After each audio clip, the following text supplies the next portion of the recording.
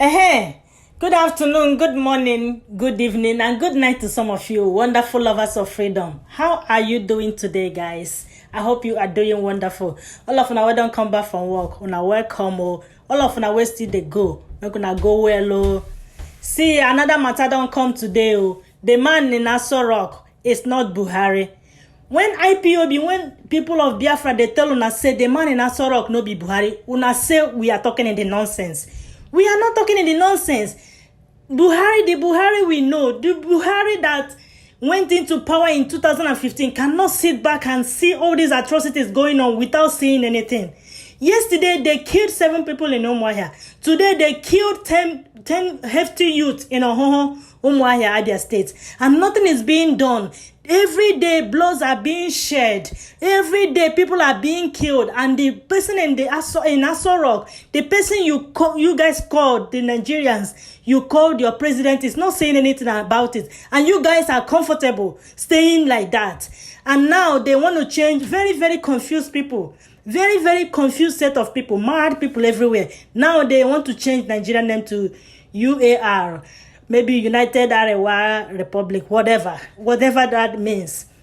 They want to change Nigerian name. They think that is the solution. The only remedy now is to disintegrate this country so that every region will start a self-governance. I'm gonna let you hear from the horse's mouth. I don't have anything much to say. Just hear it for yourself. Hear it from the horse's mouth, and I'll see you in the next video. Subscribe to our channel if you have not done so already. Thank you so much for always coming back. Thank you old subscribers, and thank you the new ones. Whenever you watch this video, thank you so much. Bye. Treat all of them. They will be happy. In other words, treat me as you would want to treat every other person. It is this imbalance in treatment, this unjust treatment of people that is leading to this whole I would say, response by violence. But I can say one thing. The Southeast Caucus, both in the House and in the Senate, we issued a statement a couple of days ago. And what we said was that we totally condemn the violence that is enveloping us in the Southeast. None of us supports the raging violence there, the killing of policemen, the destruction and the burning of government offices, INEC, courts, and so forth. None of us supports it. We know that you can only get what you want by negotiation, and that you're not going to get it through a violent means. But another thing that we also know is that the response that we are getting from the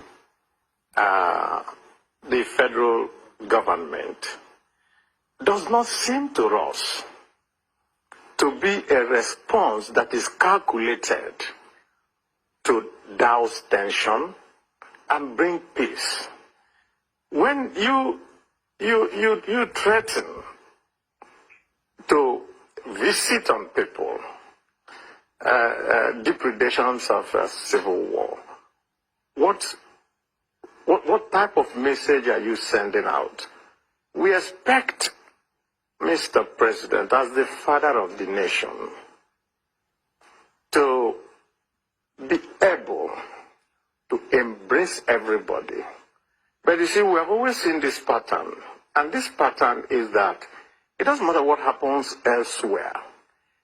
Anytime anything happens in the Southeast, it is when the president comes out and with his and says, "We will crush you, we will do this, or we will do that," and we think that that is not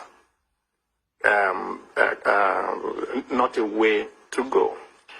If you go to the airport, and if you're coming from the airport in Abuja, you will see this big banner with a very beautiful photograph of Mr. President, and that banner says, "Baba for all." So, if Baba, rather than being for all, is for some people, and then for the Southeast, you tell them that I will deal with you, I don't think that people in the Southeast are going to be very, very happy about that. And that is what we see. As for the root cause of what is leading to all this, we have consistently said it over the years, and that has always been that the root of everything is justice. If you do not give people justice, the impression will always be created in the minds of those from the southeast that they are being seen as people from a different place. Let's just put it that way. Because I remember that when we started shouting about the incursion of the herdsmen, the killer herdsmen coming into Nigeria, and coming down south to the Benue Plateau, and there's so much killings and all that, and we continue shouting, this, what's going on? And we were always being given very different reasons for which we should accommodate foreigners, and we couldn't understand it. And I remember that on the floor of the Senate, we all condemned it, and condemned it not just by those from the southeast, but everyone. And so at this moment, where things have gotten to this point, to now see that it's only one part of the country, the southeast, that is going to be visited with the might of the federal government, makes all of us, well, say that we could find a better way and a better path. And the only way we can do it is engagement with the people. We must engage. When the Southern governors met, they said, try to engage. Everybody has been saying, try to engage. When we're still waiting for that engagement. Well, we must engage. When the Southern governors met, well, I was explaining the situation, the position of Igbos in Nigeria to a foreign friend of mine, and I used the phrase stepchildren is how Igbos are treated. So it's funny you should mention polygamy. I took it to a different level. But I want to play devil's advocate here and ask you if you feel personally threatened by what the president said as an Igbo man, or if he was actually referring, if that tough talk was targeted specifically at criminals causing unrest in the southeast, because those are the people making Igbo women widows and Igbo children orphans when they go and murder police officers and murder innocent, peace-loving Igbos trying to just get along with their lives. Well, also in playing devil's advocate, let me also play the reverse to you. Was any threat made to all people in the Northeast, with all the killings going on there? Was there any threat made to the people, even in the president's own state of Katsina, with all the killings and banditry and everything going on there? None.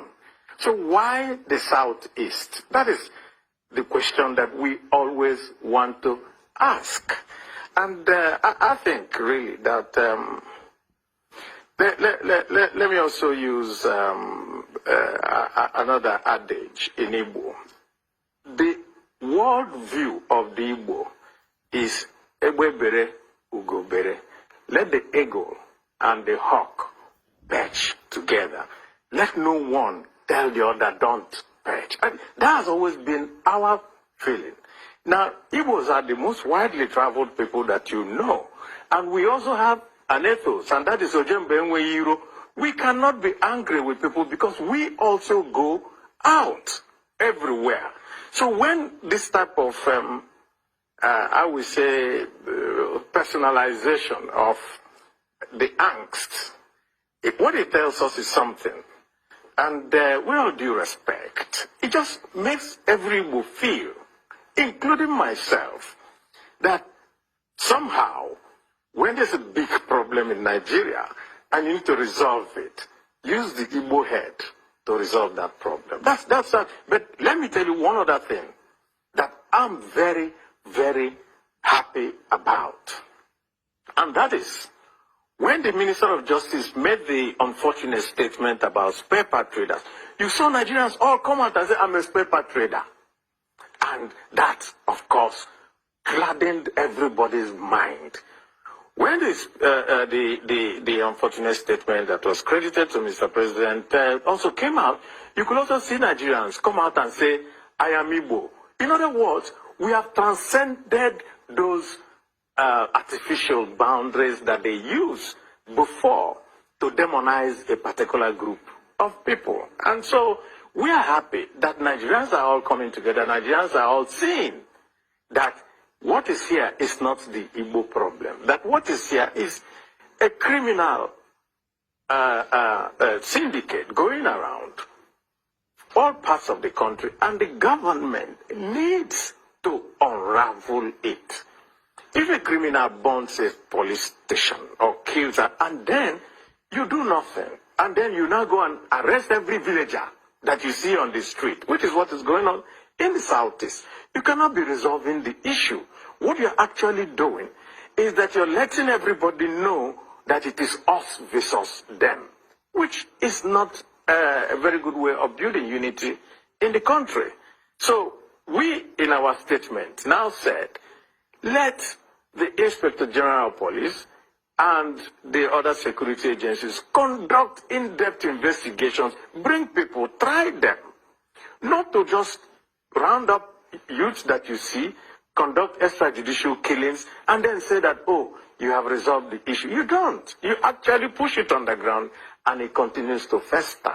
So we have been calling and calling for an engagement, a civil engagement that will resolve the issues bedeviling the country.